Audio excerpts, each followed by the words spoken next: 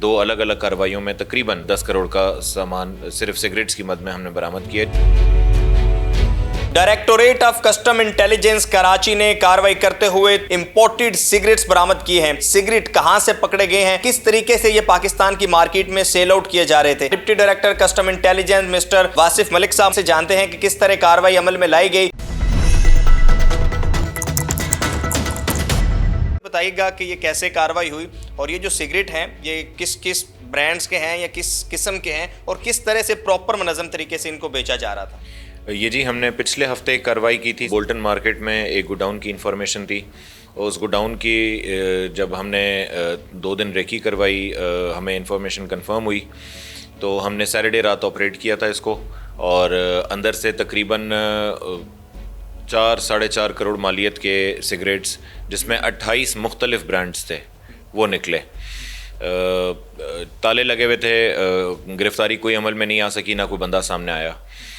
उसको हम थोड़ा सा और फॉलो किया तो बोल्टन मार्केट के ही इलाके में एक और गोडाउन की इन्फॉर्मेशन हमें कंफर्म हुई। फ्राइडे की नाइट हमने उसके ऊपर काम किया, सैटरडे को हमने फिर वापस ऑपरेट किया। उस गोडाउन को जब हमने खोला और उससे सामान रिकवर किया तो वो तकरीबन मज़ीद 4 करोड़ का सामान रिकवर हुआ। तो पिछले 10 दिन में सिर्फ बोल्टन मार्केट के इलाके से 2 अलग अलग कार्रवाइयों में तकरीबन 10 करोड़ का सामान सिर्फ सिगरेट्स की मद में हमने बरामद किया, जिसमें तकरीबन 28 से 32 मुख्तलिफ ब्रांड्स मौजूद हैं। किस तरह ये काम कैसे कर रहे थे, बेच किन को रहे थे? ये जी मार्केट में अगर आप जाएं तो आपको सिगरेट इस वक्त बहुत महंगी मिल रही होगी इंपोर्टेड। ये आ पीछे से ही रहा था, जैसे आता है सामान। ये पहले यूसुफ कोट जमा होता था, हमने यूसुफ कोट में 3-4 ऑपरेशंस किए, वहाँ से भी सिगरेट बरामद हुआ। उसके बाद ये डंपिंग साइट्स अब ढूंढ रहे थे। बोल्टन मार्केट चूँकि बहुत क्राउडी सी जगह है और बहुत कंजस्टेड ओल्ड टाउन सी जगह है, तो वहाँ पे उन्होंने ये गोडाउन में छुपाए हुए थे। अब ये पूरे शहर में जगह जगह पंप्स पे देख लें, सेलेक्ट शॉप्स बनी हुई हैं, मार्केट्स बनी हुई हैं DHA में, ये सारा वहाँ सप्लाई जाता था। अच्छा, हमें हर तरफ इंपोर्टेड सिगरेट्स तो नज़र आ रहे होते हैं। बिल्कुल जी, बिल्कुल है।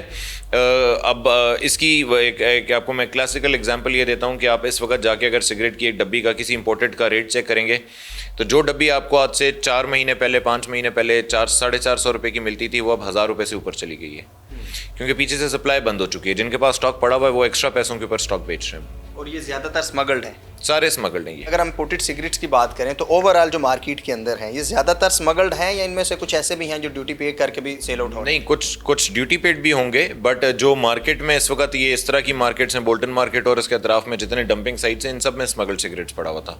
अब हम इसीलिए इसके ऊपर रेकी करते चले जा रहे हैं बार बार कि हमें एक लोकेशन मिलती है लेकिन उस लोकेशन में अंदर सामान कंप्लीटली आइडेंटिफाई नहीं होता। जिसमें आइडेंटिफाई हो रहा है हम सिर्फ उस पर ऑपरेट कर रहे हैं इस वक्त। हम मजीद इसके ऊपर काम कर रहे हैं, हमें मजीद इससे बड़ा कैच भी हम उम्मीद कर रहे हैं इंशाल्लाह ताला हमें किसी जगह मिलेगा। अच्छा, जैसे आप तो कार्रवाई करते होंगे इन्फॉर्मेशन बेस पे, यानी एक मकाम की इन्फॉर्मेशन आई, वहाँ से आपने 10 करोड़ मालियत का सिगरेट पकड़ लिए। इसके अलावा भी तो बहुत सारे ऐसे होंगे जहाँ पर इसी तरह स्मगल्ड सामान होगा। देखें, 2 तरीके होते हैं। या तो हम दुकानों से जाके 2-2 4-4 कार्टन जमा करना शुरू कर दें, अब वो रिटेलर की बात आ जाती है। हम कोशिश करते हैं हम होलसेल मार्केट में जाएं जहाँ से असल सप्लाई हो रही है। हम जब ऐसे गोडाउन से आप सामान उठा लेते हैं ना तो उसके बाद उनकी सप्लाई रुक जाती है, सप्लाई कोई नहीं है अब उनके पास, तो दुकान पे पड़े हुए 4 कार्टन कितने दिन चलाएगा वो। मैं इससे हरगिज़ ये जस्टिफाई नहीं कर रहा कि वो ठीक काम कर रहा है, बट रिटेल से ज़्यादा बेहतर ऑप्शन हमेशा होलसेल का होता है। आप होलसेल पे कार्रवाई करें ताकि वहाँ से आपको बड़ी मिकदार में सामान मिले। पीछे भी तो कुछ लोग होंगे जो बड़े पैमाने पर बड़े मगरमच्छ जो स्मगलिंग में मुलव्वस होंगे, जो बज़ाहिर शायद नज़र ना आते हों। बिल्कुल ऐसा ही है। गुजारिश करूं आपसे कि हमने पिछले 3 महीने में जितनी कार्रवाइयाँ की हैं, स्पेशली जो यूसुफ कोट के हमारे ऑपरेशंस हैं, उन सब में थोड़ा थोड़ा सिगरेट रिकवर हुआ है। उससे हम एक पैटर्न ये देख रहे हैं कि किसी भी जगह कोई आपको बहुत बड़ी डंपिंग साइट नहीं मिलेगी। कुछ कमोडिटीज़ को हमने नहीं छेड़ा हुआ था, वो हमारे पास इंफॉर्मेशंस कंफर्म नहीं हो रही थी। जिस तरह हमने एक और केस में आपको बताया था कि जी ऑटो पार्ट्स हमने पकड़ा है, तो वो ऑटो पार्ट्स इसीलिए एक जगह पे डंप था कि वहाँ पे अभी तक किसी ने हाथ ही नहीं डाला था। वो सेक्टर थोड़ा सा निगलेक्टेड था, बट खैर हम उसके ऊपर काम कर रहे थे और अल्हम्दुलिल्लाह हमें वहाँ पे अच्छा कैच मिला है। सिगरेट के ऊपर लगातार काम चल रहा है, इसलिए इससे ज़्यादा बड़ी जगह आपको मिलना मुश्किल है। लोगों ने डिवाइड करके रखी हुई है कि अगर पकड़ा भी जाए तो कम सामान जाए। अभी जो सिगरेट पकड़ा गया इसका अब क्या किया जाएगा, या ओवरऑल जो सामान पकड़ा जाता है स्मगल्ड? देखें, जो सिगरेट पकड़ा जाता है वो एज़ पर रूल सारा डिस्ट्रक्शन में जाता है। सिगरेट सिर्फ डिस्ट्रक्शन में जा सकता है, वो ऑक्शन नहीं हो सकता। जो ऑक्शनेबल गुड्स हैं उनका जब एडजुडिकेशन का टाइम पूरा होगा, हम उसको एडजुडिकेट होने के बाद जब वो कॉन्फिस्केट हो जाएगा तो हम उसको ऑक्शन में डालेंगे और वो ऑक्शन कर देंगे। सिगरेट और छालिया वो आइटम है जो सिर्फ डिस्ट्रक्शन में जा सकता है, वो ऑक्शन नहीं हो सकता। बहुत शुक्रिया वासिफ भाई।